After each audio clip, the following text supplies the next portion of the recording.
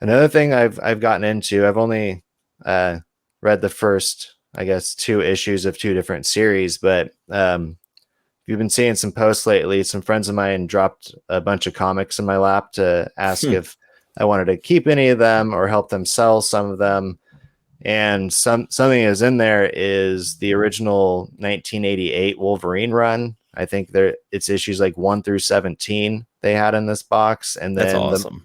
and then like the Marvel Comics Presents issues 1 through like 14 or 15, or Dang. maybe, but like they're all pertain to the first story arc of like Wolverine in Mm. Madripoor, which Madripoor is featured in Falcon and the Winter Soldier. And Yeah. so like, and when we talked with Eric and Ben last week, we talked about just like things we like to go back to.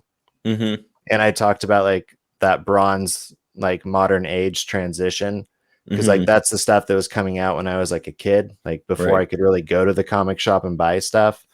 Um, and so I've kind of gotten my hands on some of these, so I've been reading through them, and Wolverine #1 was just excellent. Like everything that I would like hope it to be as something that I had never read from that age before. And I really like where it's like setting it up as the introduction of Wolverine's black suit.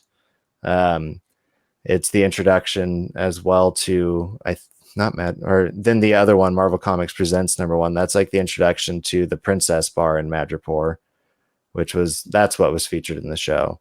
Right. Um, but yeah, it's just like cool to like be able to read these things physically instead of just on the app.